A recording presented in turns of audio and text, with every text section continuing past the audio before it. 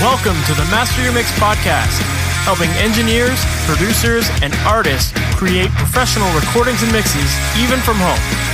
I'm your host, Mike and Davina. Let's get started.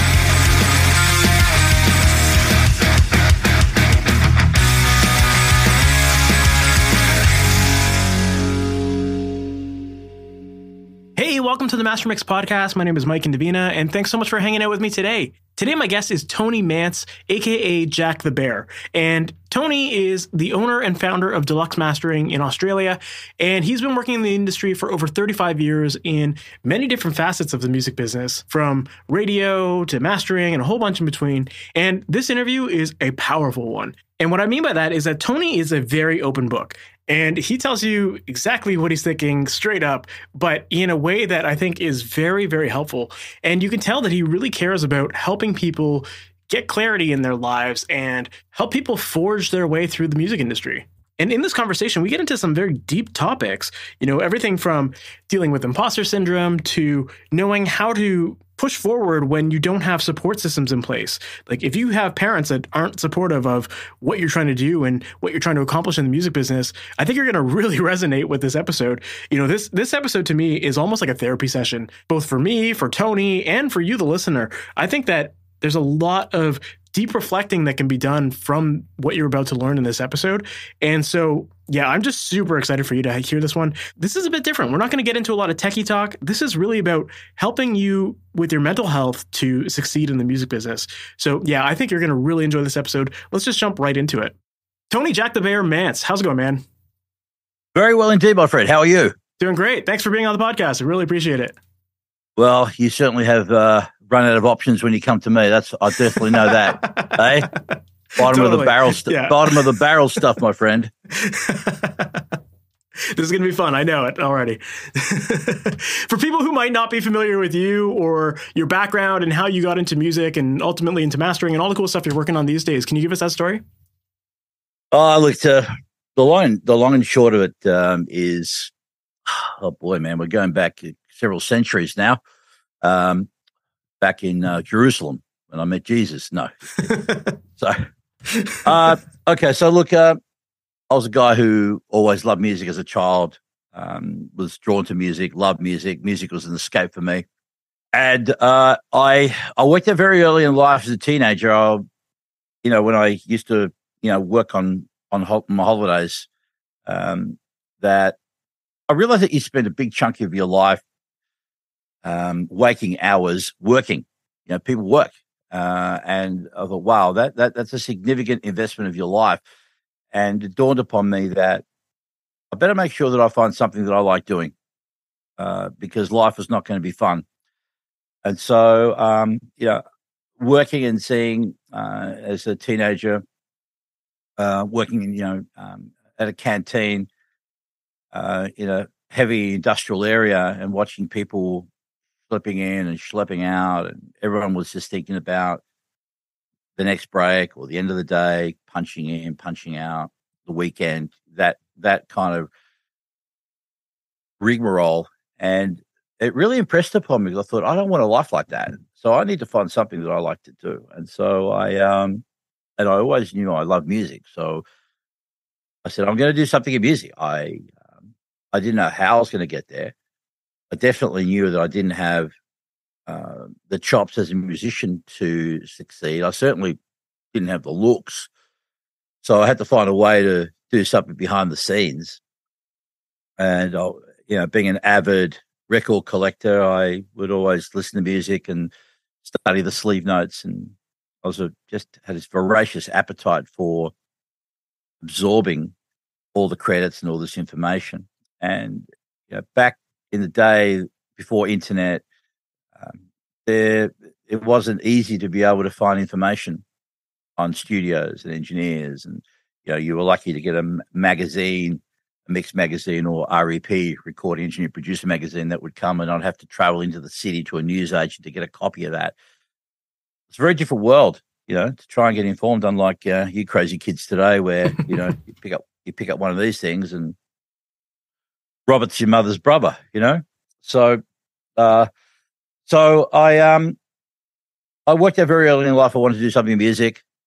very much to my father's chagrin, who uh, anticipated that I was going to go down the path of academia because that was what he set out for me, which I didn't. Because, as I said, I was determined to make sure that I was going to do something that I loved, and pay whatever price that was, because I understood that I was going to spend a significant amount of my waking hours working. I better find something that I love doing. I thought that was more important than anything else.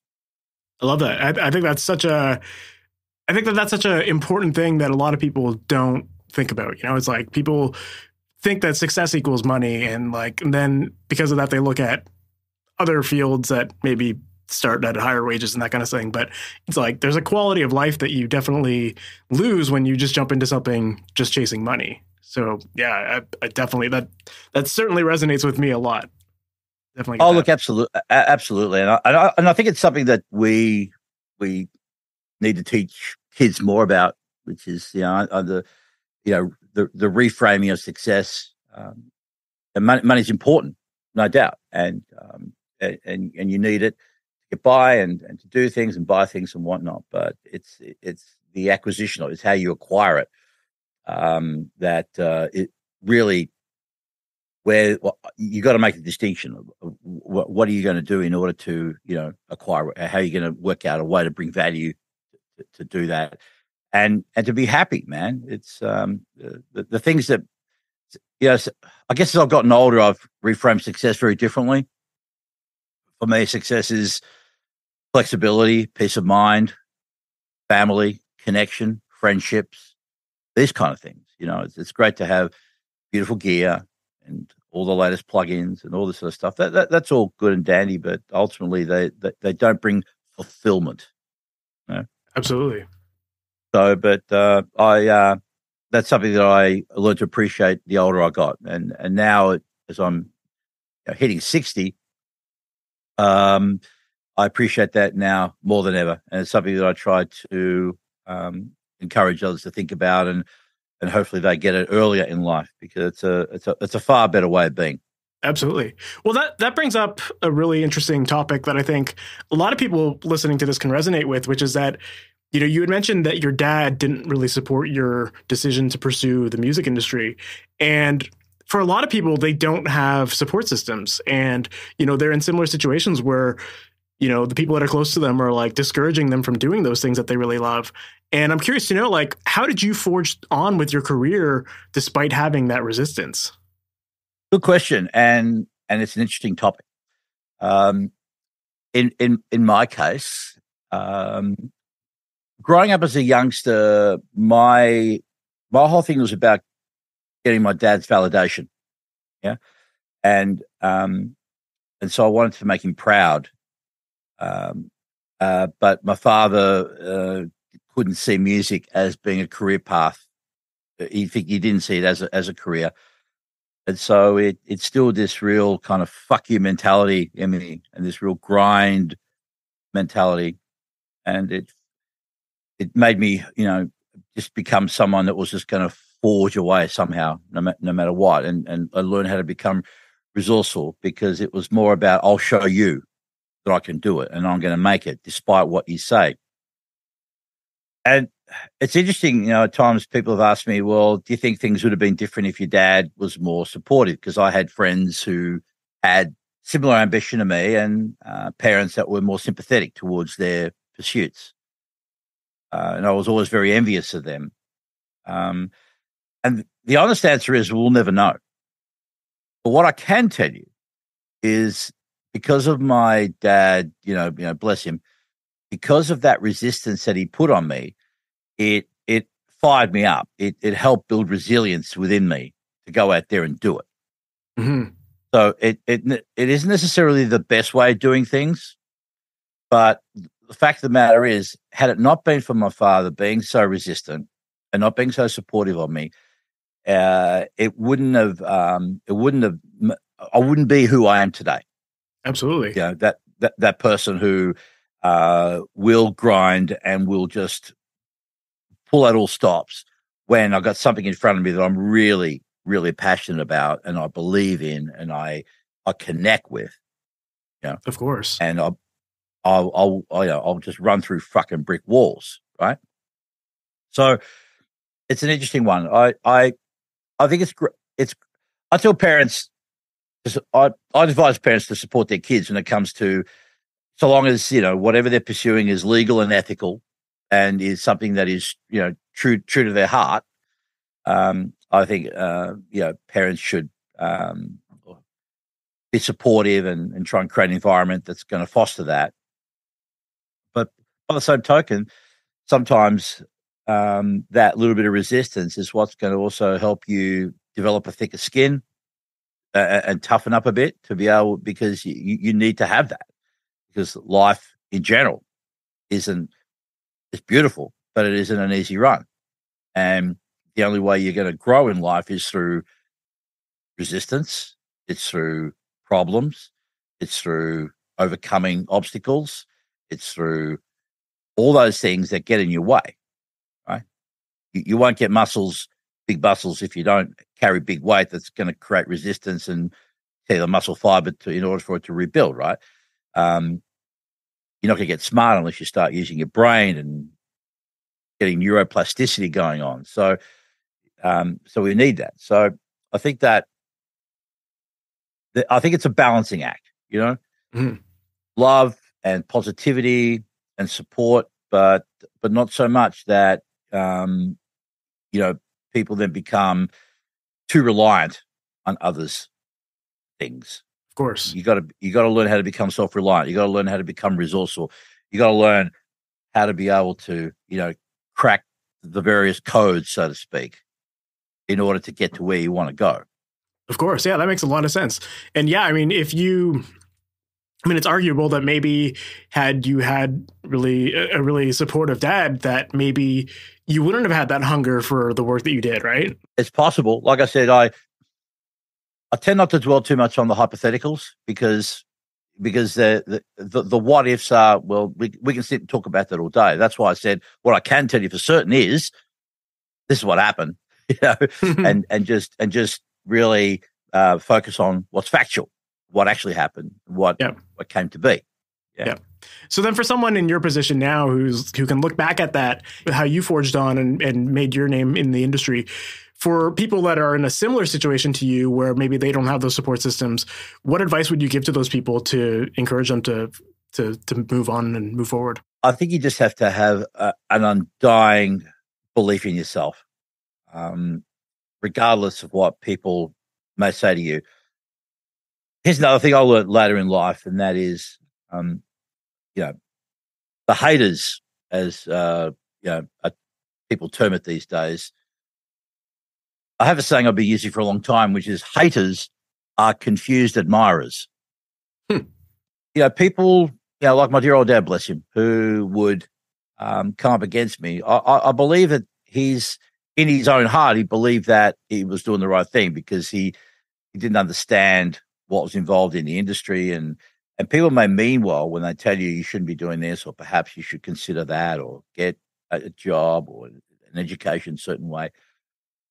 I think that for the most part, people are well-meaning, and for the ones who aren't, they're typically projecting about their own failings.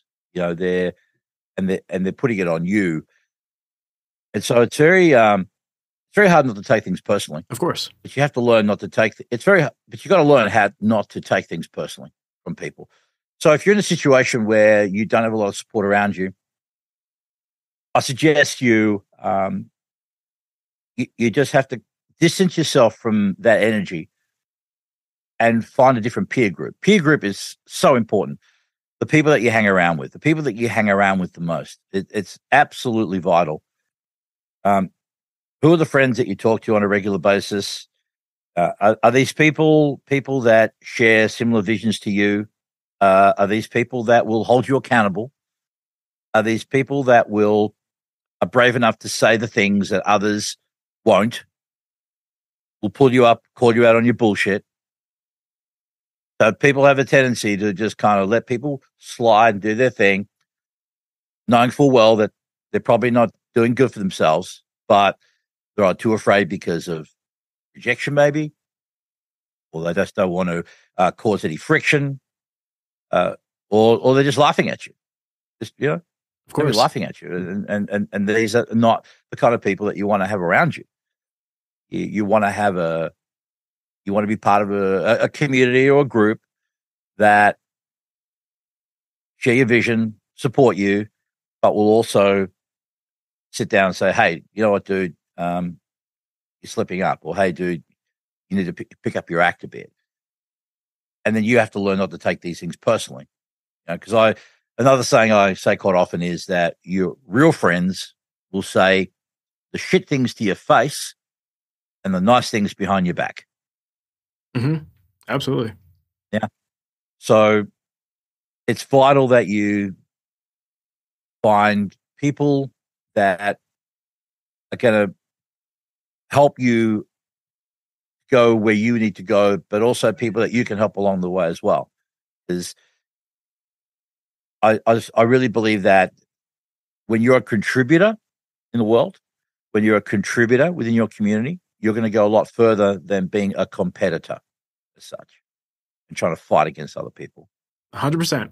And that doesn't mean laying down, being a doormat, just being willy-nilly with your resources and your time. You got to manage all that shit, right? Mm-hmm. But what I'm saying is that where you can look at ways of finding how you can contribute, where you can offer things to people that they can't otherwise get. Find those gaps, fill those gaps somehow. Of course. Yeah, man, I agree with all of that so much. Like it's, when you surround yourself with people who are like-minded, you work harder, you grow faster. There's so many positives to that. And you do have to just kind of keep moving forward with it and associating with other people who are like-minded. And, I think the music industry in particular is a very tough industry to break into. And it, to me, has always seemed like a place where if you're not hungry enough, if you're just looking for a job in music, you're not going to make it. You have to be really, really hungry. This isn't like a job where you can just get a job and coast through it. Like, you have to really work for it. And you need to be networking with people all the time. You need to be around those people that are like-minded, and you have to be hungry for it. So it doesn't surprise me that with your attitude of like just wanting it so bad that you've had the success you've had with it. Oh, thanks, buddy. Or another thing I want to stress is that you'd want to be good. You talked about networking before, and I think the way people view networking is about, how do I meet this person? How do I get to know this person? Instead of thinking about, again, I think you got to think about contribution. Like, what value can I bring to this person? How can I find a way to do something for someone else? How can I help? Right? Building relationships. Right? I had a mentor back in the day who used to talk about the relationship economy. Mm-hmm. Right? We're in a relationship economy. And he's right. Right? So networking is about building relationships. Right? And the currency of the relationship economy is trust. So when you can be around people, build relationships, nurture relationships, earn trust from people, then you can start getting somewhere. Then that's when networking starts to happen. Because, because what's the greatest marketing tool? Yes, we have social media and all that kind of stuff, but the greatest marketing tool you will have, and I think you'll always have, is word of mouth. Mm-hmm. People doing your bidding for you. Right? So until you've earned trust from people and you've contributed and you've done things where people feel like comfortable around you, when they feel that you're invested in them, and you're not going to get that when you're going into situations where you're trying to take something from someone. Yeah, I'm going to go meet this guy. I mean, to know this guy. Yeah, like, what's all that about? It's not a one-sided thing. And people see that coming a mile away. You can't bullshit a bullshitter. Yeah, I tried. It doesn't work. It's a very difficult interaction if you're both trying to do the same thing. Okay, I'm a third-degree black belt at fucking up. Trust me. I still make mistakes to this day. I still fuck up. Yeah. but that's where I learnt my lessons through all of that. So all this stuff I'm telling you here is through my own trial and error and mistakes and setbacks. And finally, I often tell people I'm a late bloomer. I learned the hard way. I'm wired that way. I don't know why, but hey, here we are. So learn to get into the industry, so to speak. Look at how you can find a way where you can bring some value, how you can build relationship and trust from people. And that's going to take you so much further than just being super duper talented. Talent is important. Yes, of course. You need to be good at what you do because ultimately that's what they're buying. But in order for you to get the opportunities to be able to showcase what you're made of, you need to be that person. Of course. It's as simple as that. This whole topic here is something that I feel like we haven't really discussed to this degree on the podcast, and I think it's so important for people to hear. I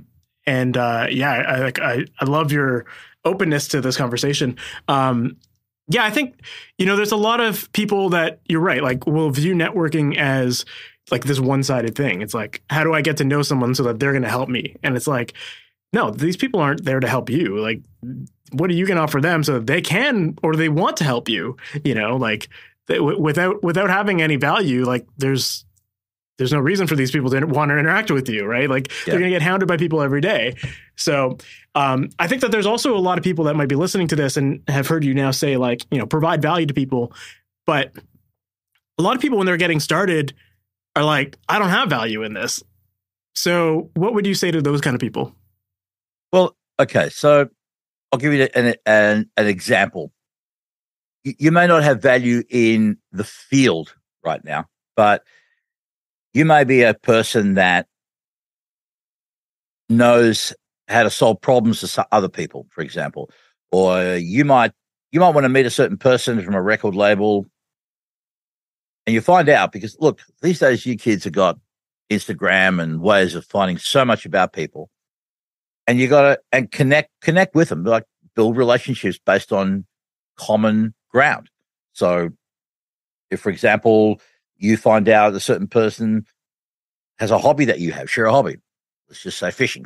I don't fish, but let's just say fishing, and you are genuinely, authentically an angler, right? And you find out that this guy, he's on his Instagram, he's out on a boat, and he's fishing, and you might be able to connect with him on fishing. Find out about where he likes, where he fishes, what sort of fish he catches. What do you do?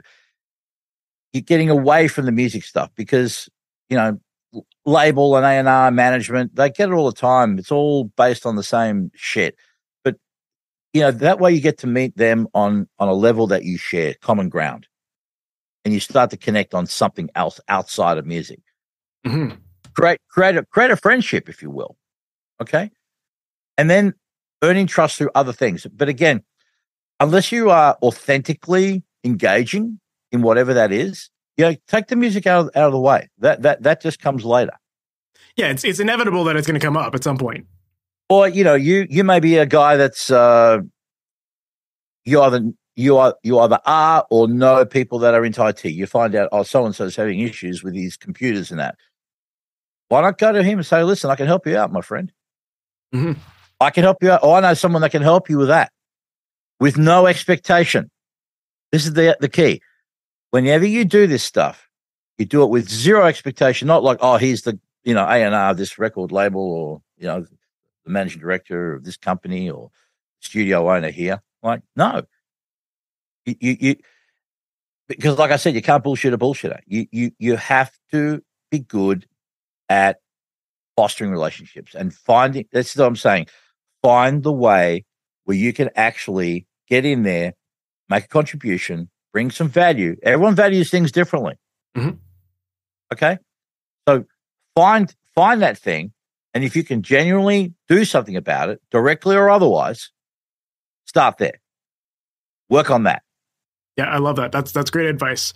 Because I think a lot of people think like single-minded or like, they're single focused where it's just like, I want to provide value as a mastering engineer or whatever, just like, to get my foot in the door. But if I don't have that experience, what value do I have? But you're absolutely right. It's like the whole point of all of this is to create these relationships with people, create these friendships. And, if you're going to be working with someone day in and day out, you want to do what you love, like you said, and the people that you work with want to do the same. And they all want to be around other people that are going to enhance their quality of life. And, that feel like genuine friends and not just like a coworker. So, touching or like focusing on those other elements of their lives can really help you connect with them. I love that. That's a great advice.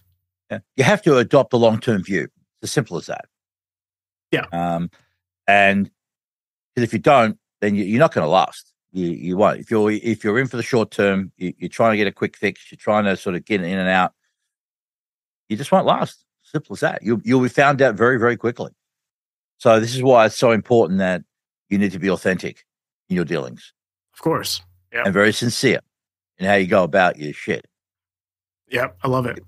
People pick up on that, man. It's I mean, some people may be good at faking it, but after a while, holes will appear. Of course. So it's making me think of so many examples of places where I've been where like somebody has clearly been like trying to get something from me, and it's like you just kind of laugh that off now. We all see it. We all see it, and as I said to you, as someone who has done it the wrong way many times in the past. Yep.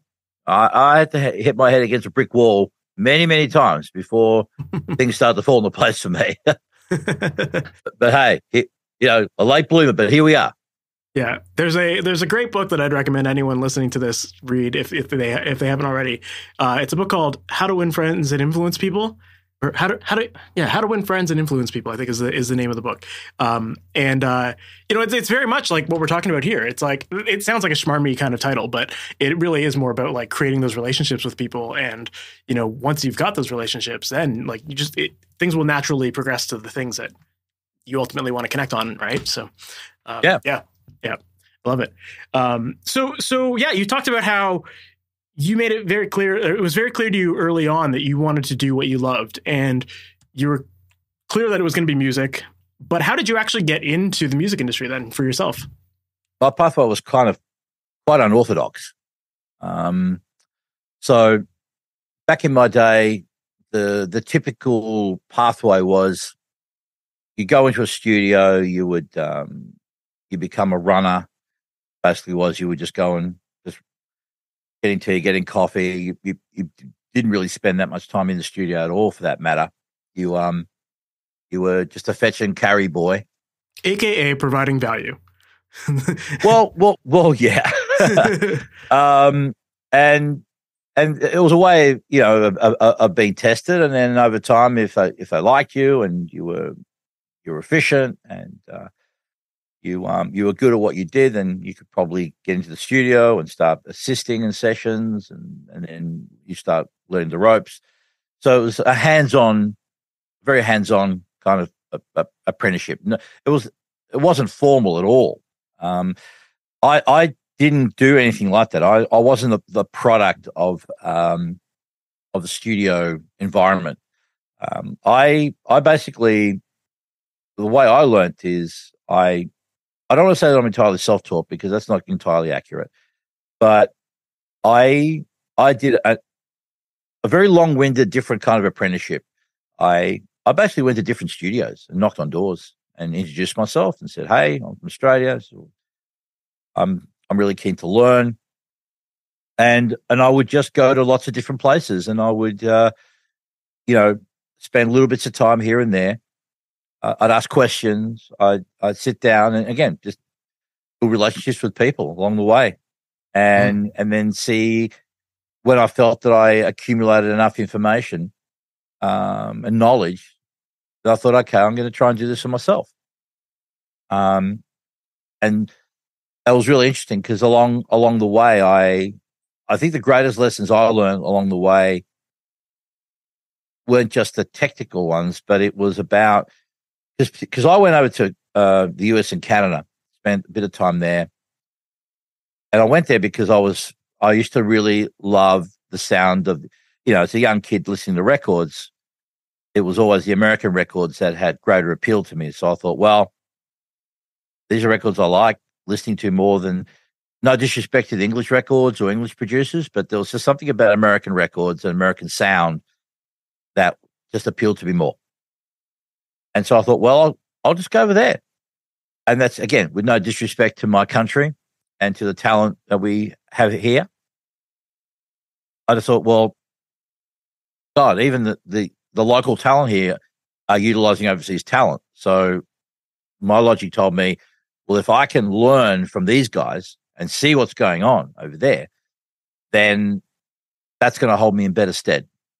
And so I just took it upon myself to go overseas and knock on doors and just schlep my way around. And over time, just progressively build knowledge, information, as I said, until I got to the point where I realized, okay, well, I'm going to try and just do this for myself. And I'm going to have to make it work. I don't know. As I said, I never knew how.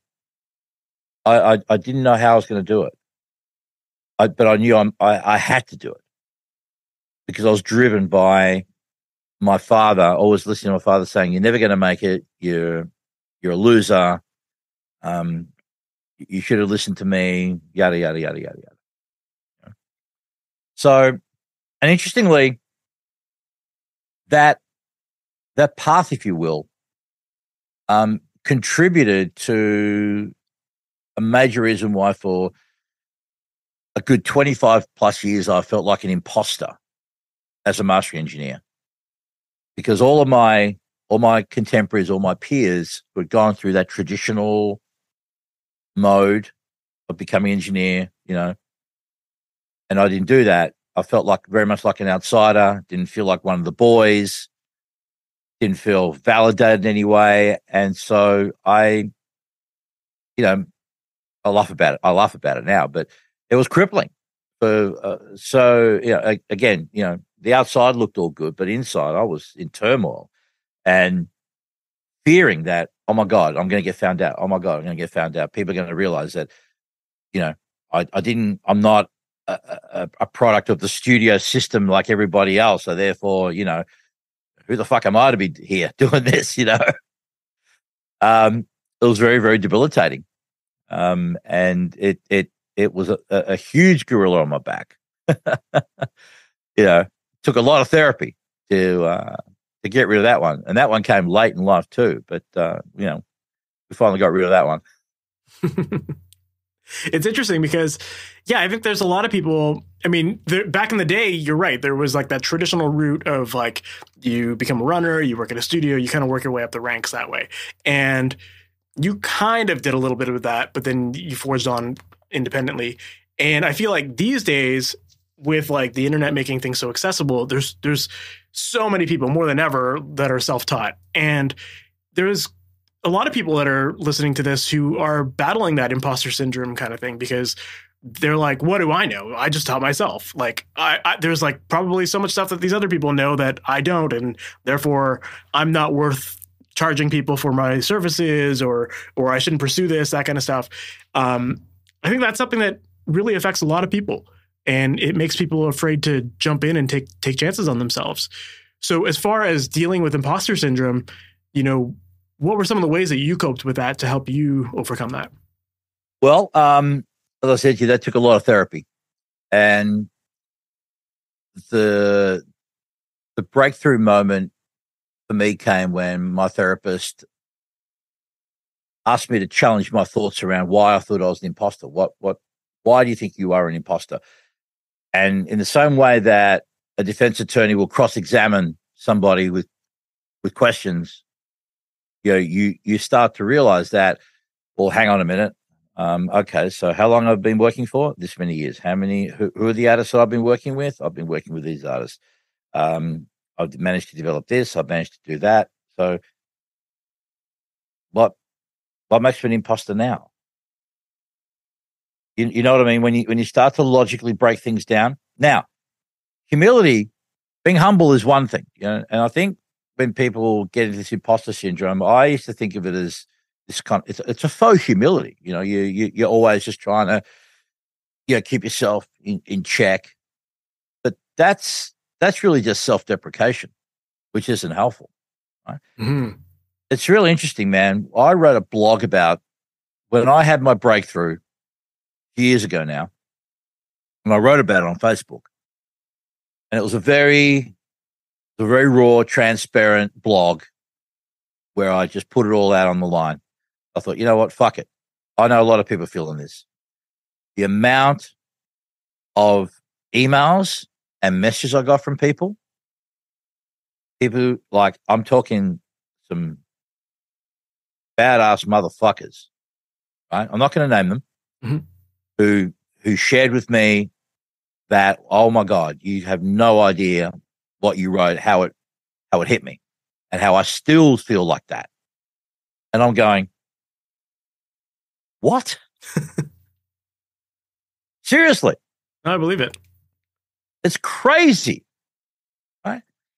And so I felt bad for them, but also felt good knowing that by putting that out there, that it gave people the sense of hope and the sense of not feeling alone. And so this is why so often when I, especially in the last 5 to 10 years, let's say the last 5 years or so, I've been brutal about what I share about myself, because I know that all the stuff that I feel and all the stuff that goes through my mind goes through the minds of other people. But many are not prepared to go there because they fear, which, what other, again, the fundamental fear, I'm not enough. What are people going to think about me? What are they going to say about me?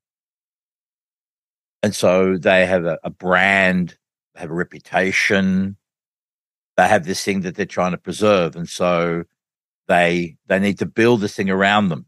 I get that, because I fell into that camp as well. And I was fearful and worried and scared. And it takes courage to be able to come out and say, hey, I'm a fuck up. Hey, I got this wrong. Hey, I got this master wrong. Hey, I mastered the CD. I pressed up 5,000 units and there was a click on it. It was my fault.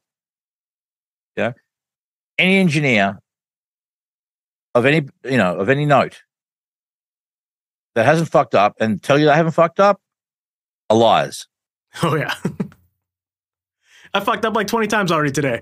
It doesn't look good. It doesn't look good. And especially in the world of social media now, people are so invested in veneers and creating all this kind of bullshit around them.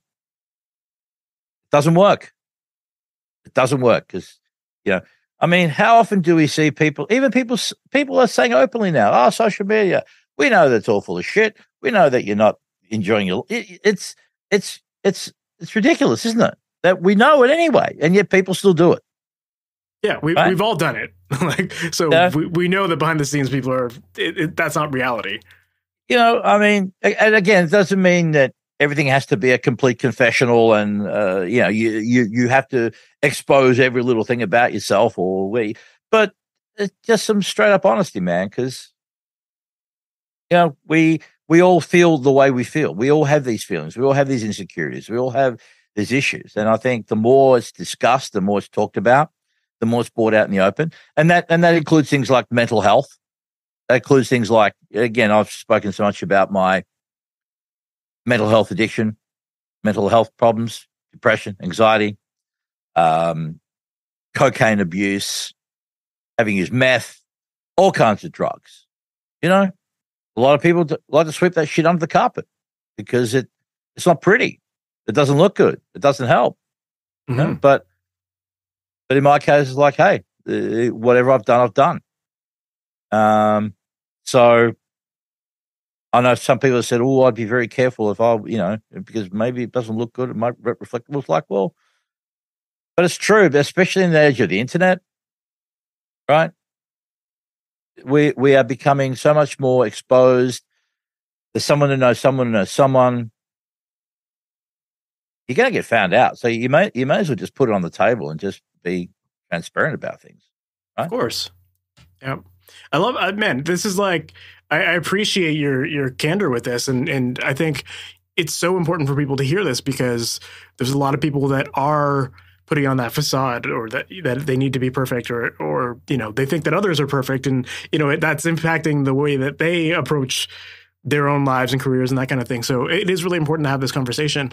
And I really appreciate, you were talking about humility versus imposter syndrome and how it relates to like self-deprecation. And I think that's actually a really important thing to touch on too, because so many people think that like self-deprecation is just kind of a funny thing, and they pass it off, but they don't realize that they were like talking down on themselves, and that it's eventually creating a belief that they have. Absolutely. 100%. In Australia particularly, we're very big on self-deprecation, right? And that's to be able to do that is fine, and there's some charm about it. But again, like I said, it's a fine line. It's a fine line. And I certainly know in my case, whenever I was trying to be humble, I really was bringing myself down, not really realizing it at the time, Mm-hmm. And that usually, and that will happen. Well, again, I can only speak for myself, but that just comes down from lack of and poor self-esteem. When your self-esteem isn't there, you don't feel good about yourself. You don't understand that, okay, I accept me for everything, the good, the bad, and all the in-between stuff. And that I'm human, I'm fallible, right? So when you are okay with that, and you can be okay in your own skin, not live on the reliance of validation from other people and your industry, and just kind of run your own path, then that frees you up to be able to be that person. Yeah. That took me a long fucking time to get there, my man. Let me tell you. Long ass time. I believe longer than I cared to. Oh yeah, it did. And I'm more than okay being able to come with that. You see, because I like to think that someone like myself who took a long ass time to get it gives hope to someone who's younger than me out there, and hopefully they can avoid decades of grief. Decades. Of course. In my case, it was fucking decades of suffering in silence. Right? And neat. And look, and again, I got 3 PhDs in hindsight, when I look back on it now. But that's okay. Again, I'm at a point now where I understand that I had to go through all these experiences. All these experiences have served me, because if I hadn't gone through them, if I hadn't experienced them, I wouldn't be where I am today, with fully understanding that I still have a way to go. I still have much to learn. I'll never work it all out. And that's okay too. Yep. I'm going to check out of here. No, there's going to be a lot. By the time I'm, leave this dimension, there's going to be more that I don't know that I actually do know. You know what I mean? Yep, absolutely. So that's fine. I'm okay with that too now. There's no race here. I love it, man. I think that you're absolutely right, and I think so many people just give up too early, and you do have to just continue to push on and learn those lessons along the way. Yeah, well, like I said to you, in my case, when I was younger, it was just that grind factor, and I didn't have a plan B. There was no safety net for me. I had to make it work. I just had to. There was no other option. So forget about plan B, kids. You got a plan A, and you just keep trying different things. Yeah, I love it. Your plan B is your escape hatch, and no escape hatch for me. Man, it's so great to hear you say that. And, I think that everything you're talking about here, and even just the way, you've mentioned, like, you're not afraid to tell your story these days and to admit your mistakes and all that kind of stuff. I think that in itself kind of goes back to what we were talking about at the very beginning of just like providing value to people. This is value to people. You know what I mean? It's not just like you rambling about your experience. It's actually connecting with people. And I know that there's people that are gonna listen to this podcast and be like, I'm in that exact same situation, and that are probably, you know, your advice is definitely going to help a lot of people listening to this. And man, like we even like, you're a mastering engineer, and I expected that we were fully going to talk about mastering today, but I think that like this is probably an amazing spot to wrap up, because I think we've made such a powerful episode with this. And I got to have you back, man. We got to go deeper in the mastering side of things, but I think that this is like the more important conversation to have. So yeah, man, I'm super glad that you were able to come on here and tell your story and share all this awesome advice. Well, I appreciate the opportunity, and I'd love to come back at some point and we can talk mastering, but I really believe that all the stuff that we delved into are the fundamentals, foundation, the building blocks, okay, in order for the other stuff to work. Yeah. So until you get your self-esteem in order, until you start looking at your issues in life and working through them and finding that sense of peace within yourself, it's going to be more difficult to be able to then be that true expression of who you are, that authentic person that you are. And it's an ongoing work. It's always the cliche of the work in progress. We all are that, but it's about working on a path of continuing to improve and learning and growing and learning and growing and just repeating that cycle, you know? Of course. So I appreciate the opportunity, and quite often, even when it comes to the forums, I'm not the guy that'll sit there and jump in on which is the best limiter, or do you use parallel compression here, or do you use automation here? Because there's enough people out there that are way more technical than me. Again, that was another part of my imposter syndrome, was that I'm not technical. I'm not a technical person at all, right? But the one thing where I knew I could help and contribute is in this whole stuff around mindset, because it was so huge for me. It was a game changer for me. And so I thought, well, God, if this stuff has really made such a difference in my life, then perhaps I should share this with others in my community. Totally. And bring that to the table, and bring these issues and talk about these themes, right? Of course. That are not as saturated as the tutorial aspects and the technique aspects and the technical aspects of, which are catered for by people way more qualified than me.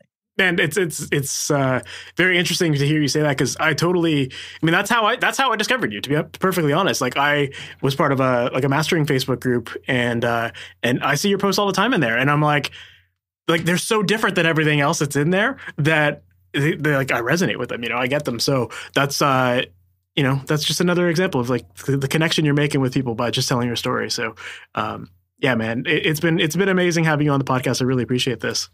Well, thank you again for the opportunity. It's been fun, Mike, and yeah, I really enjoyed this, and my parting words to anyone is my parting words are, for those of you who are looking to get in, you are now living. Yes, I know that the world's going through some rough shit, and economically things are tight, but you guys are now living. It's the greatest time to be alive, from the aspect of you have accessibility, availability, affordability of all the stuff. You've got the internet and forums and people that are willing to share knowledge. You respectfully approach people. Most people will find are more than willing to give up a little bit of their time to help you along your way, to get you up and running. And the best way to get your foot in the door is to build your own door and put your own foot through it in this current climate. Yep. So just work on yourselves, learn to accept yourselves, be comfortable in your own skin, build relationships, be authentic, and all the other stuff will kind of take care of itself. That's great advice. Love it. If people want to learn more about you and follow you, or maybe even potentially work with you, what's the best way for them to do that? You can go, my website is www.jackthebear, all one word, .com.au. You can hit me up. I tend to be a little bit less. I'm on the socials these days, but one thing I did, I'll tell you, this has been a game changer for me too. I took my social apps off this. Oh my God. I cannot begin to tell you how much free time it's given me to do other things and be more productive. But I still check in once a day on Facebook under Tony Jack Mantz on my personal Facebook. And I also have Mastering Music, Mastering Life on there as well. But you can hit me up on I'm pretty active on Messenger. I don't scroll endlessly on social media all day, every day.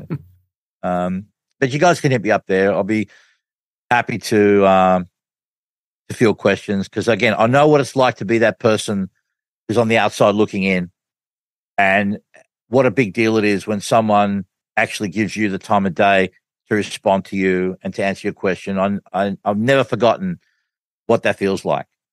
And so I think it's important that guys like myself and guys of my peers in my age group and experience bracket, it's incumbent upon us to provide support to those who are open to listening, who of course come and approach us in a respectful manner without a sense of entitlement,